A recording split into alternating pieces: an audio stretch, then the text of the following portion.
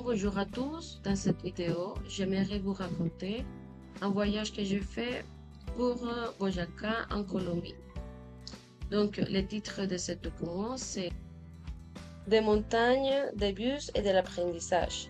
Un itinéraire inattendu à travers Boyaca. Parfois, le voyage commence bien avant de faire les valises. Mon esprit nomade, celui que ma mère m'a inculqué avec des histoires de routes poussiéreuses et des graines fraîchement récoltées à Florida Blanca, Santander, m'a poussé à dire oui sans trop réfléchir lorsque le vendredi 11 avril, juste avant de Pâques, mon partenaire m'a suggéré d'explorer les petites villes de Boyaca. Le plan était simple, quitter Santander et visiter ces endroits qui nous avaient été si chaudement recommandés. Ce que je ne savais pas, c'est que ce voyage, au-delà des paysages et des photos, allait m'apprendre une précieuse leçon sur la logique des transports et sur la vie. En route, cette erreur qui fut le professeur de nos jours suivants nous fit rire et espérer nos départs matinaux.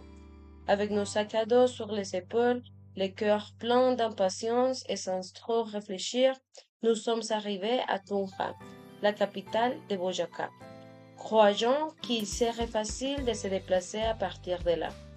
2 bus plus tard, quelques pièces en moins en poche et plusieurs heures perdues, j'ai compris l'évidence. Il n'était pas nécessaire de rejoindre la capitale. Chaque ville avait son propre terminal et une connexion directe avec Bucaramanga. Ma déduction simple mais cruciale m'a conduit à optimiser non seulement l'argent, mais aussi le temps. Aller directement à Duitama aurait été le choix logique dès le départ. Je l'ai appris tard, certes, mais à temps pour éviter de le répéter lors des voyages ultérieurs. D'un paysage qui embrasse les souvenirs, alors que nous parcourions les routes sinueuses de Boyaca, je ne pouvais m'empêcher de penser aux montagnes de mon enfance à Santander. Ces verts profonds qui m'ont vu grandir et ces maisons aux tuiles rouges, si semblables à celles de Barichara ou de Saint-Gilles, m'ont enveloppé d'une douce nostalgie, comme les vents des murs artisanales que nous apprécions tant à Séville à Piedecuesta.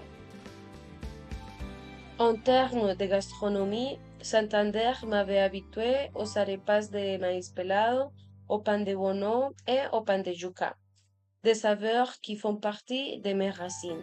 Cependant, Boyaca m'a agréablement surpris avec ses arepas boyacenses, dévorant de fromage et de caillet, et l'inoubliable cocido boyacense que nous avons goûté à Monguí, un délice qu'on a du mal à oublier.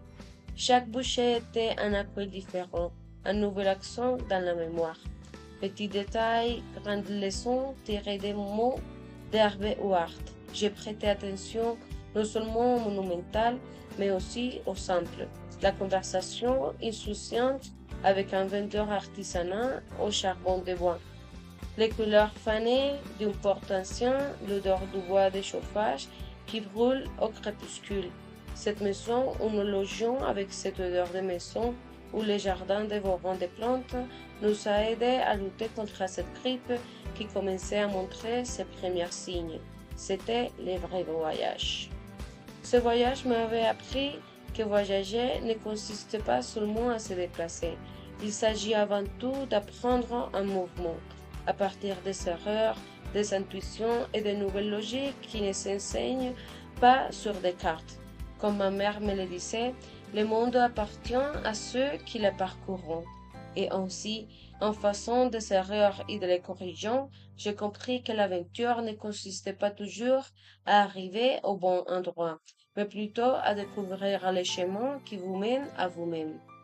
Aux futurs voyageurs, je vous dis, voyagez toujours léger, gardez votre portefeuille ouvert et gardez votre cœur ouvert. Et si jamais vous montez dans les mauvais bus ou empruntez un itinéraire différent, ne vous inquiétez pas, regardez simplement autour de vous. Parfois, les détours offrent les meilleures vues. Merci beaucoup. Au revoir.